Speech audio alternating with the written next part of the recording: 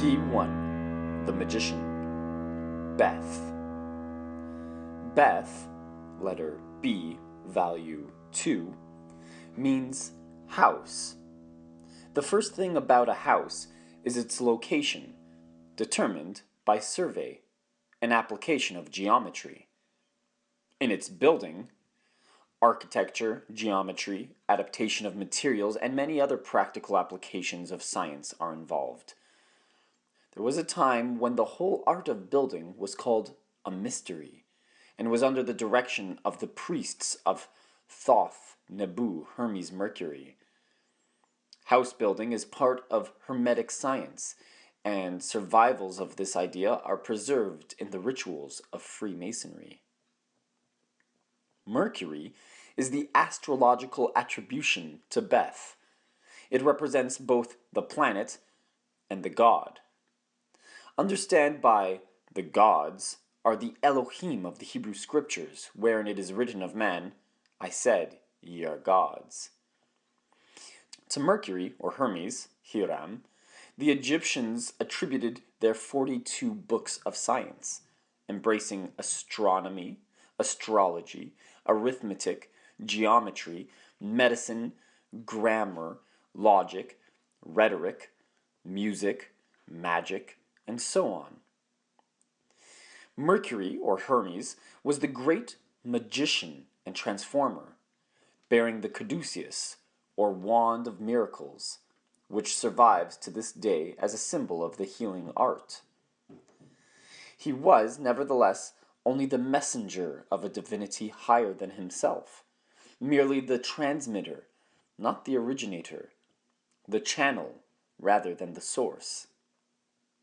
Astrologically, the Mercury vibration represents intellect. In the color scale used throughout these lessons, it is yellow, the color assigned to spirit and air, but a deeper tint than that assigned to Uranus. The musical tone is the same, E natural. Beth is one of the 7 double letters, so called because they have in Hebrew both a hard and a soft pronunciation. To every double letter is assigned a pair of opposites. To Beth and Mercury, because the letter and planet designate an aspect of consciousness which destroys as easily as it creates, the pair assigned is life and death. Intelligence of transparency is the mode of consciousness. Transparency means letting light shine through. Here we have the same idea of transmission that is suggested by Hermes as the transmitter of the messages of the higher divinity. Clearly, the mode of consciousness called transparent must be one which affords a free channel of communication, which permits the free passage downward and outward of the superconscious light which is above and within. Above is the direction assigned to Beth, because the mode of consciousness corresponding to the letter is the superior term of human personal consciousness. As Hermes was herald of the gods, directing the soul, according to Egyptian mythology, through the mysteries of the underworld, or night side of nature, so is this superior phase of human personal consciousness the initiator and the conductor of human personality through the mazes of life. It is the number 1 consciousness, the ego consciousness, the I am I, which is sometimes called objective mind. But because it is first of all consciousness of the indwelling presence of the superconscious self, we prefer to term it self-consciousness. It is the onlooker, the director, the superior personal mode of universal conscious energy. It is your everyday waking consciousness. The magician is the correct title of Key 1, used in all versions of tarot belonging to occult fraternities, though it is sometimes debased into the juggler in exoteric pacts. Magic is simply the ancient name for science, particularly for Hermetic science. The true magic presides over house building because it shows us how to erect actual houses so as to take advantage of occult properties of the earth currents of magnetic vibration. The higher phases of magic, moreover, have to do with the building of the house of personality, with the rearing of the temple of spirit, the house not made with hands, eternal in the heavens. The magic of light presides over life and death, because it has to do with the laws and principles whereby self-conscious states of mind initiate and determine subconscious reactions. These reactions make for life or for death, according to the patterns which self-consciousness formulates and passes down to the subconscious plane. Every true magician knows that all his practice has a mathematical, geometrical basis. By the aid of occult geometry, he has traced nature to her concealed recesses. He uses geometrical formulae and diagrams in his practical work. Finally, though he knows himself to be above nature, he understands that his operations succeed to the degree that his thought, word, and action transmit faithfully the powers of the plane above him. The greatest magicians know themselves to be no more than channels for the life power, clear window panes through which the light of wisdom within the house of personality streams forth into the objective world. The arbor of roses over the magician's head corresponds to the letter name, Beth, because an arbor is the simplest type of shelter. Here, they suggest that the power which the magician draws from above is modified or qualified by desire. This is true of all self-conscious activity. Every moment of our waking consciousness is motivated and conditioned by some type of desire. The horizontal figure 8 over the magician's head is the ancient occult number ascribed to Hermes. This horizontal 8 is also a symbol of the Holy Spirit. It means dominion on the horizontal plane, that is, dominion in material affairs, because one of the oldest symbols of matter is the horizontal line. In contrast to the fool's yellow locks, the black hair of the magician signifies ignorance. Yet this ignorance is limited by knowledge, for a white crown encircles the magus's brow. It passes round his forehead at the location of the brain areas particularly active in self-conscious mentation. His uplifted right hand suggests power drawn from above. The wand it holds aloft is a double-ended phallic symbol. It is phallic because the nerve force used to maintain the reproductive functions may be purified and sublimated by certain magical procedures.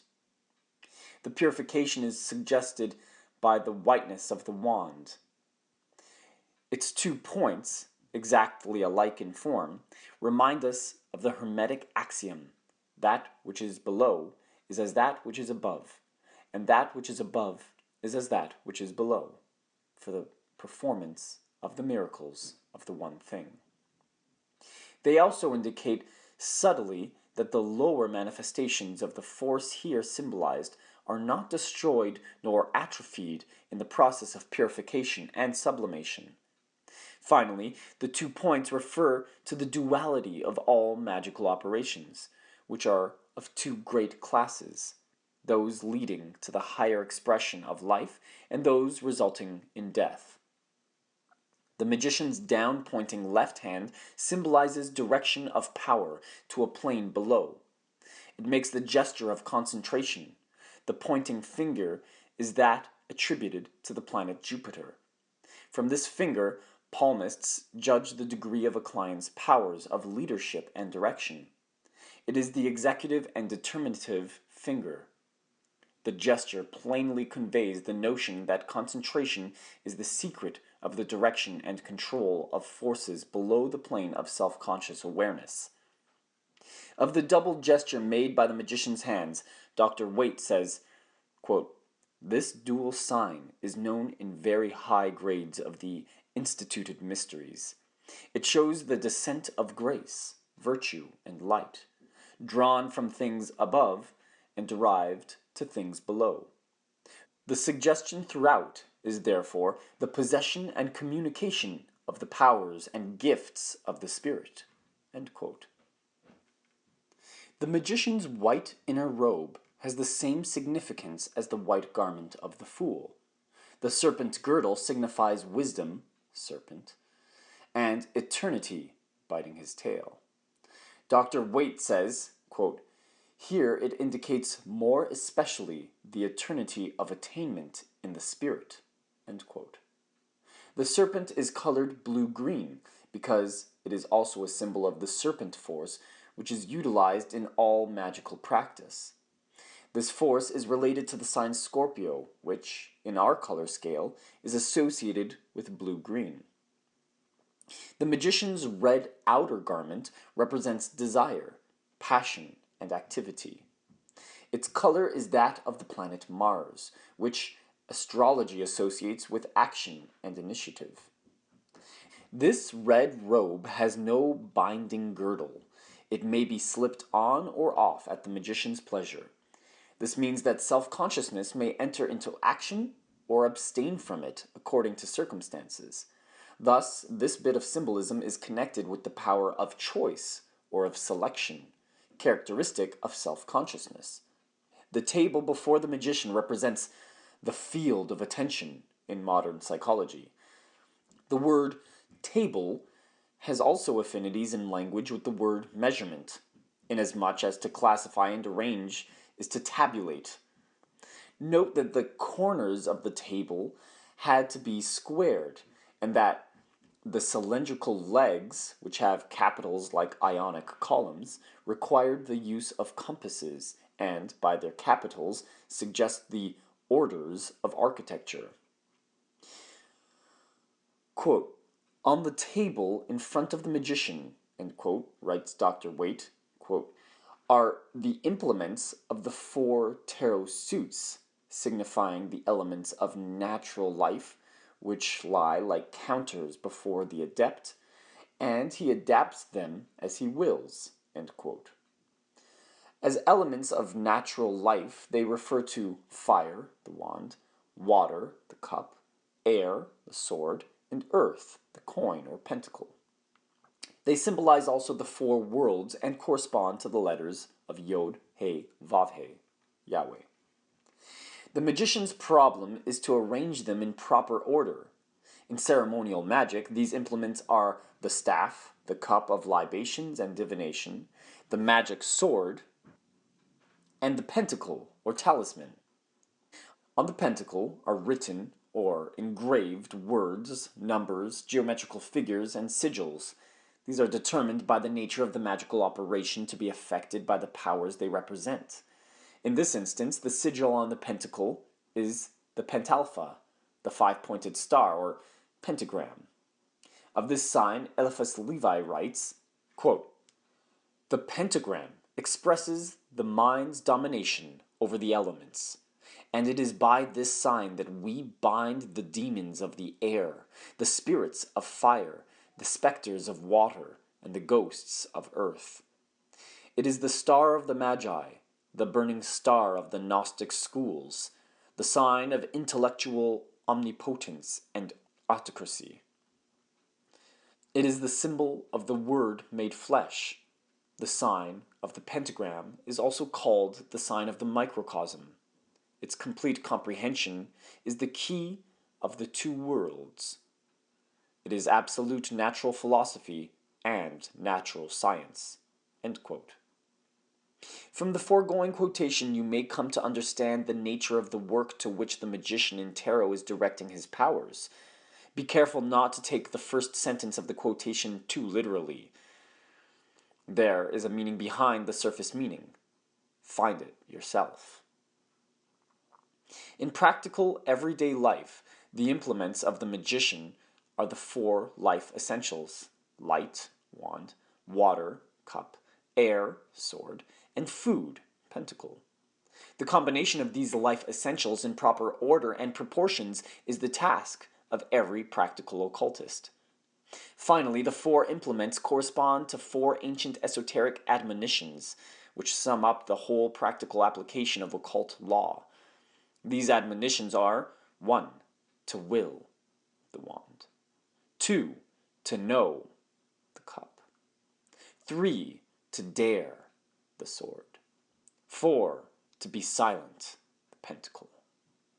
The last, in some respects, is the most important.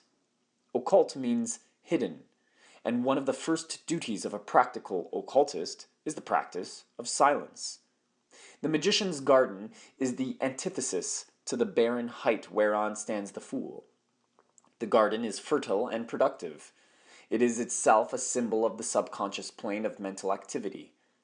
From this teeming soil come forth the productions which give shape and form to the ideas of the magician.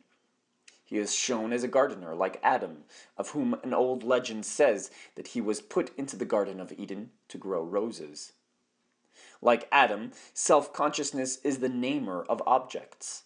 Like Adam, personal self-consciousness is formed by the power of the Lord, who is that which was, is, and shall be.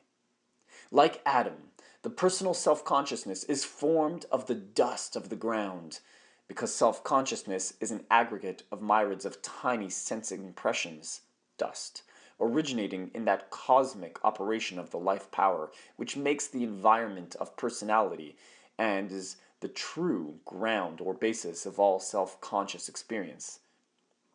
Beneath, writes Dr. Waite, are roses and lilies, the Flos campi and Lilium convallium, changed into garden flowers, to show the culture of aspiration. Red roses typify Venus and the desire nature. White lilies represent abstract thought, untinged by desire. The roses are developed from the 5-petaled wild rose, and thus they symbolize the number 5, which has for its geometrical correspondence the pentagram. As symbols of desire, they represent that phase of subconscious response to self-conscious direction which has to do with art, invention, and the adaptation of the principles of abstract truth to practical ends. Because all desires are related to sensation, there are 5 roses, corresponding to the conventional 5 senses. Lilies have 6 petals, and in cross-section their flowers show the hexagram, or 6-pointed star, which is the symbol of the macrocosm. Pure science concerns itself with the study of the powers of the macrocosm, and with the laws of those powers. Because these laws and forces operate in the 4 worlds or planes mentioned in Chapter 1, the number of lilies shown in the picture is 4. Thus, all meanings of the letter Beth, the number 1, and the symbols of the magician refer to powers of the self-conscious phase of personal mental activity. These powers are directed primarily to the control of forces and things below the self-conscious level. The energy utilized comes from above, from superconsciousness. It is fixed and modified by acts of attention. Concentration is the great secret of the magical art. True concentration is perfect transparency, in which personality becomes a free, unobstructed channel for the passage downward and outward of the superconscious radiant energy. Herein is the secret of true volition, and Eliphas Levi tells us, quote, "All magic is in the will," end quote.